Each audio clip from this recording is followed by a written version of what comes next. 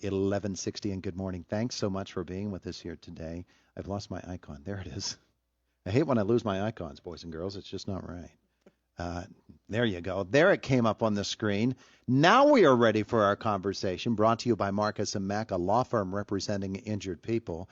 And we have a group of folks in studio this morning who are going to help us to learn about a new artist in residency program here in Indiana County and in Indiana Borough. Jeff Wacker, Brian Jones, Sandy Trimble, all with us. Morning, everybody. Good morning. Hey, good morning. It's good to have you in the studios. All right, who's the spokesperson who's going to introduce this whole thing? That would be me. That's Jeff Wacker. Yes. As director of Arts Path, it falls upon my shoulders to step up to that microphone. Yeah, right. And yeah, so we are doing an artist residency here, hosted by Brian Jones at the Artist Hand Gallery. As most people know, Arts Path does residencies all over a 5-county region. We're one of 14 partners in the state that do artist residencies with a whole bunch of really terrific artists. We do them in schools, communities, senior centers, prisons, you name it. And this time we're doing it over at the Artist Hand Gallery with 2 terrific artists, one of which is here this morning. And this is a residency that we kind of hope provides a little bit of healing over the last year. There's been a lot of stuff going on the last year. Yeah. So we noticed. Yeah. So we're kind of thinking this is an opportunity for folks in our community, and it's open to most anybody, would like to come into the Artist Hand Gallery and work with 2 really terrific artists in this residency that's going to create a piece of work that's going to be displayed here in downtown Indiana. All right, we're going to ask Sandy to help us understand exactly how that will work. Meanwhile, Brian, let's talk about the Artist Hand and how easily you could accept something like this coming to the Artist Hand Gallery. It seems like it's right up your alley. Oh, sure. It's one of the ways that we wanted the gallery to work when I and the investors involved in it got together and dreamed up the gallery in the first place. It has that studio space in the back for artists to come together and make their work in community. And so what better than a community-driven project to put that all together, and one of the exciting things I think Sandy will talk about is the result of the project being a piece of public art. So bringing people who maybe haven't even done a lot of artwork themselves together with artists that can guide them through the process of expressing themselves is just really exciting, and it's gonna enliven the space. Yeah, absolutely. Okay, Sandy, now it's up to you. You have to tell us how this is all going to work. How's it come together? It's magic. Oh, okay. What's happening is that I am the lead artist, and I myself am a weaver, and I've done the weaving part of the residency in several schools recently, St. Bernard's Learning Center being one of them. But Katie Dement is my partner, and she's a paper maker and a print maker. And so for the first 4 days, beginning June 26th, Katie and I are going to work with members of the community to come up with ideas that represent Indiana County, taking some inspiration from the murals that were done last year. And they'll make some paper on their own with Katie's help, and they'll make some printing plates, which they'll print on the paper. But then they're going to print on the warp of the weaving that we're going to make, which we will then put into the loom. And then members of the community of all ages, I can take them from about 7 years old and on up. And 7 years old only because you got to be able to reach the pedals on the loom. And I'm finding that 3-year-olds have a hard time doing that. If there's a particularly big 4-year-old, though, you'll take it. I'll take them. So we want this to be intergenerational. We want this to be community-wide. And then over the course of the month of July, folks can come in probably afternoons and evenings to sit with me and weave on the loom. I'll teach them how and step back, and they get to weave, and then they can teach others, which is the way I've been doing it in the schools. Is that a skill that generally is easy to pick up? And do younger people have more of a capacity to pick it up than older people, or does it really matter? You know what? I found that it really doesn't matter. When I did this at Penns Manor with 3rd graders, which are 10 years old, 9, 10 years old, I got the kids moving. I taught them how to do it. I stepped back, and they taught the rest of their classmates and their teachers. Yeah. So it's first of all, it's kind of an ancient art, right? We've been weaving since we figured out how to make string. And so, yeah, I think anybody in the community can do it. And if they can count to 4, we're good.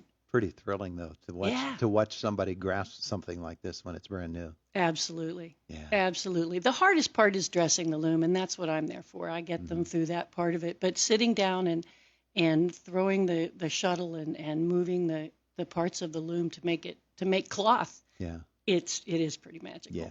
Yeah, absolutely. Jeff, come on back in here for a second and tell folks how it is that they can participate in this. Well, they just actually need to contact Brian as the host organization, and he has an email that's set up that they just simply email him of their interest and that they'd like to participate. And that email is Brian. Contact at theartistshandgallery.com. Now it's a long handle, but the artists with a plural S on the end of artists hand gallery.com. Gallery has to be on it, or you'll end up sending something to somebody who has no idea about looms. But that'll get to us, and we'll get it all set up. But if they get that strange undeliverable, I'm sure they can call the Artist Hand Gallery and absolutely get that set up. Sure. Or if you don't have access for one reason or another to email, you can phone 724-463-8710. 8710. And this will all get underway when? This starts, I believe, on June 26th. And that's when Katie is going to be in town, I think on the 18th, actually. And she and Sandy are going to do a walk around the community. They're going to be checking out the murals, gathering some ideas.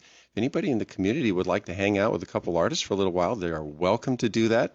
I'm sure they can show up at the Artist Town Gallery at about 10 in the morning. And then on the 26th is the official start date. I believe that's a Saturday. Katie will be in town for about 4 or 5 of her days as part of the residency, and then it's transitioning over into Sandy and all the weaving. I'm just really glad she's willing to do it because I personally can barely dress myself, let alone dress a loom. So this is going to be great.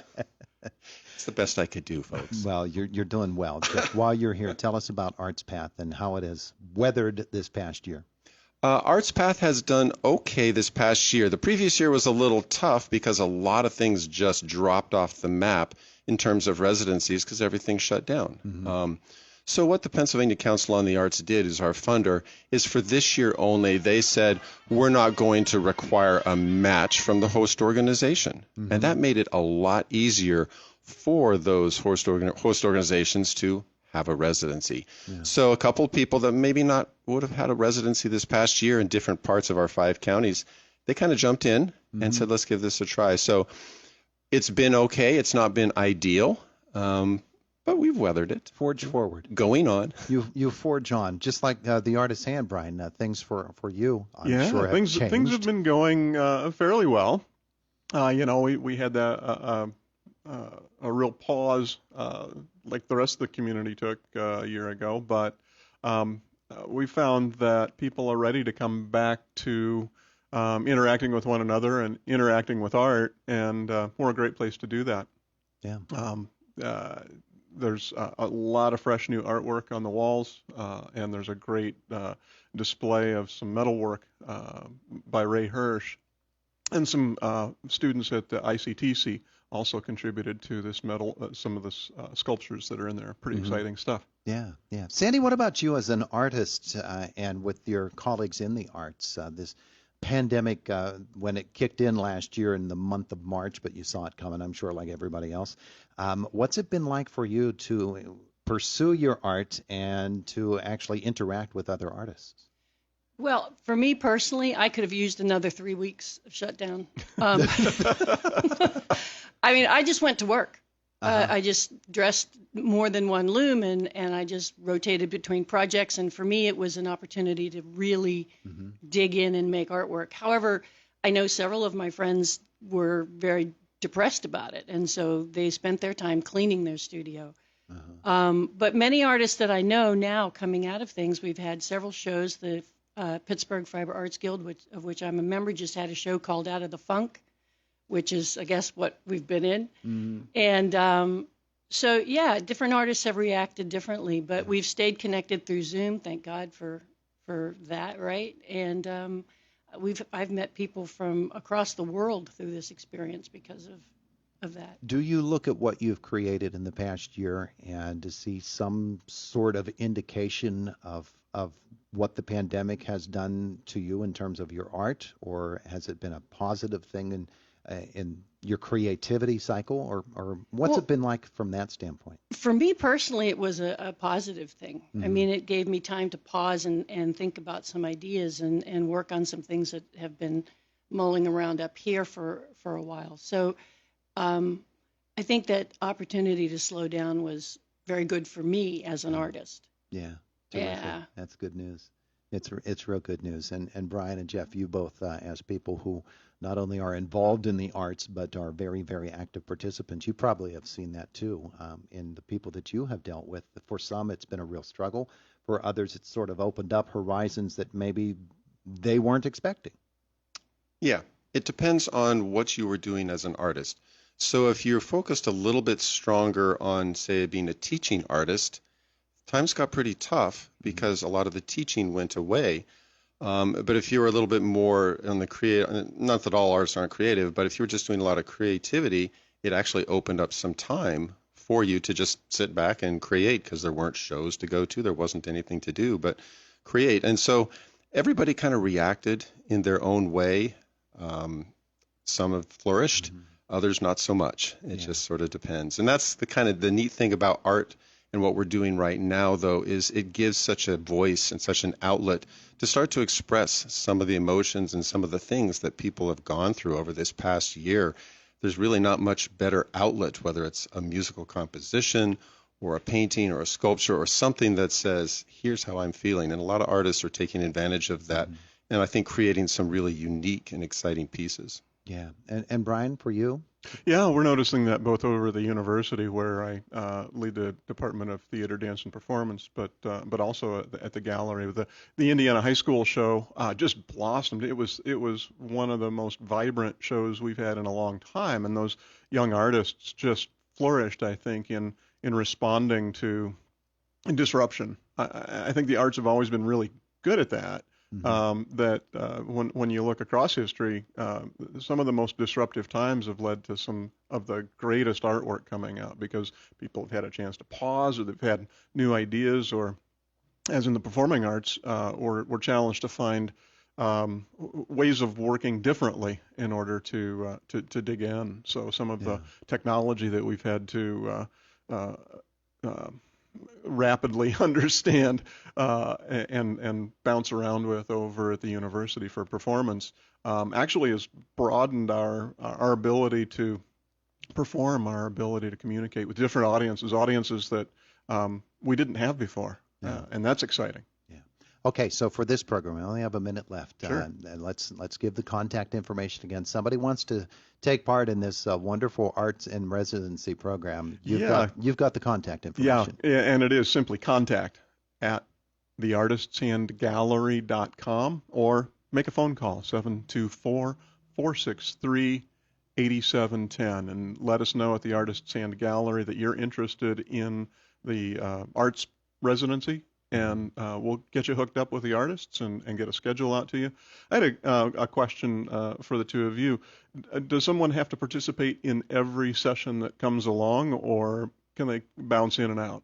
The more the better, but no, you don't have to get there for every darn session. That's great. That's great. All right, wonderful. Brian Jones, Jeff Wacker, Sandy Trimble, thank you all for coming in to visit with us. You bet. Appreciate it, Todd. Thanks, Todd. It is the voice of Indiana County, WCCS 101.1 FM and AM 1160.